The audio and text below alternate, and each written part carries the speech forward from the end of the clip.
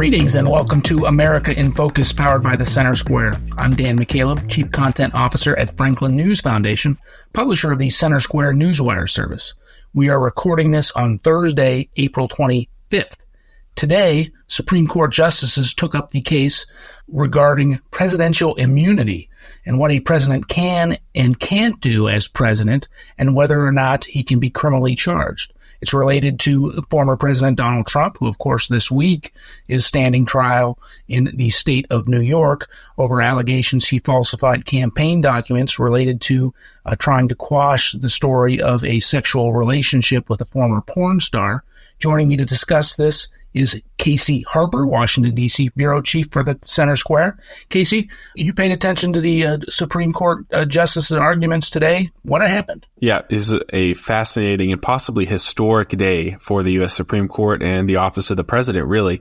What we saw were the justices grappling with some foundational constitutional questions that really dated back to, they're talking about, in a way that they don't always do, people like George Washington at the Supreme Court and the precedent that's been set by presidents. And so the real question here is, do presidents have immunity from criminal prosecution after they leave office? And if they do, is that total immunity or is it partial? And if it's partial, how in the world do you determine what can be prosecuted and what can't? And so, I found the arguments very interesting, Dan. They went down a lot of hypotheticals. Well, could a president be prosecuted for a bribe or a coup or an assassination? Because what it really came down to, and we can dig more into the details, Dan, but what it really came down to was, what's the difference between a president acting in a official capacity and a personal capacity or a private capacity?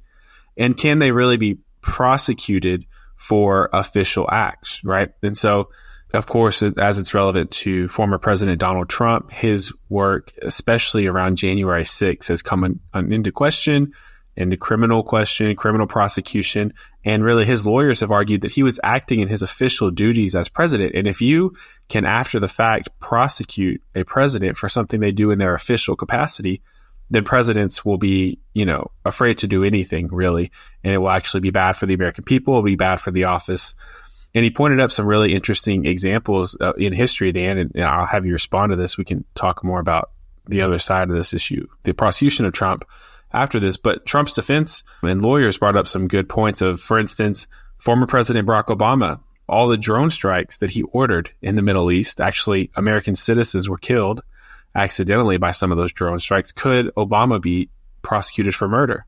I mean, American citizens died by a drone strike that he ordered.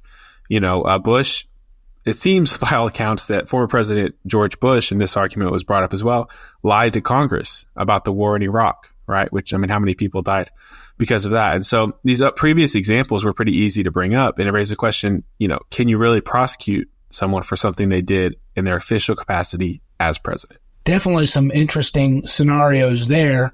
And I know Justice has asked some hypothetical questions of attorneys for both sides.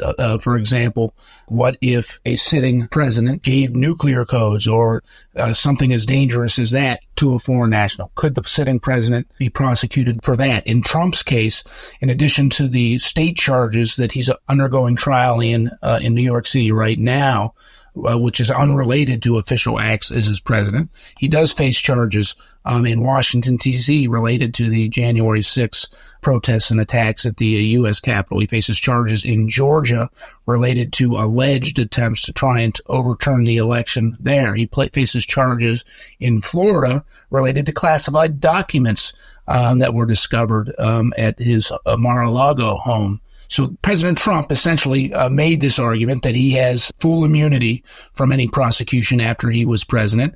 In your opinion, based on listening to the arguments, could you tell if justices, obviously there are some more conservative justices, there are more liberal justices, if they're leaning one way or the other? This is a tricky one. I'll be honest with you. Yeah, I'm always a little hesitant to read in the crystal ball of the justices based on their questions. But if I was forced to, it did seem like they were pretty open to the idea of Trump having some level of immunity, of a president having some kind of immunity now for official acts. And even John Roberts, who can be the swing vote sometimes, seemed open to that idea.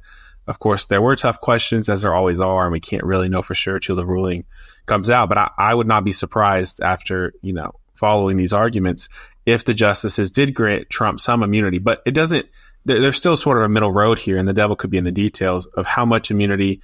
Do they try to draw some kind of line between personal acts and official acts? And if they do, how do you determine which is which? I mean, I don't think that there's any chance that they're going to grant immunity just on such a broad scale that even personal actions that a president commits would be like murdering his wife or something. I don't think they will give immunity that would cover that kind of thing. But there could be a lot of latitude on an official act. And of course, this is foundational Western civilization, Magna Carta, 13th century. The king is subject to the laws as well. And so I don't think they're going to toss that out the window.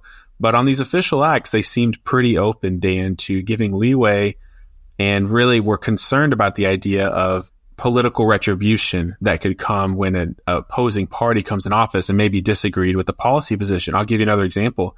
Could Trump come into office and prosecute who would then be former President Biden for not enforcing the border policies? And did he break some law by not by inviting so many illegal immigrants into the country? I mean, he could at least open a prosecution. Right. House Republicans certainly say the law was broken in their impeachment of the Department of Homeland Security Secretary Mayorkas. Now, these charges were dismissed by the Senate, and there actually was some back and forth about actual impeachment. Trump's attorneys argued that he would need to be impeached by the House and convicted by the Senate for criminal charges to be brought against him. That was part of the argument. Am I correct about that? Yeah, I mean, there's definitely that element there as well. So, I mean, there's a lot of things going on here. I think that Mayorkas is a great point. And of course, Mayorkas, you could easily say, is acting in his official capacity, right? I mean, there's no doubt about that. But if you open that official capacity can of worms, I mean, you could really go down the rabbit trail. We don't have to bring up Hillary Clinton, former Secretary of State, but was she in her personal or public capacity with her handling of her emails? Of course, there was a lot of calls for prosecuting her. So there's really a possible can of worms here, but I think both sides think there's a can of worms, because if you give Trump or the president too much immunity, you could be setting up some pretty bad behavior in the future for future presidents, or at least that's the argument. One final question. We're just about out of time, Casey. So the Supreme Court justices did not issue a ruling today. We expect one by the end of their term, late June, maybe? Yeah, I mean, that is the norm. They could expedite it, of course, and they have expedited other major cases, but this is such a foundational and such a big case. Or the future precedent that it would set would be huge. Yes, the precedent is incredible. Yes, so I wouldn't be surprised if they take a little bit of time on this one. Casey, thank you for joining us today. Listeners can keep up with this story and more at thecentersquare.com. Are you tired of news that puts politics over people? At the nonprofit Franklin News Foundation, we believe in putting people over politics by delivering nonpartisan news and audio content that serves you, the American taxpayer. With Franklin News Foundation, you can read fact-based, state-focused news for free at thecentersquare.com. You can listen to civil, balanced conversations between policy experts through our podcast network at americastalking.com. Or you can get in-depth news on K-12 education spending, curriculum, and school safety at chalkboardnews.com. It's all free through Franklin, where we put you, the American taxpayer, first in every story, episode, and conversation. And it's only possible through our supporters. Together, we can produce content that puts people over politics and brings Americans the news they deserve. Become a supporter today at franklinnews.org/donate. Once again, that's franklinnews.org/donate.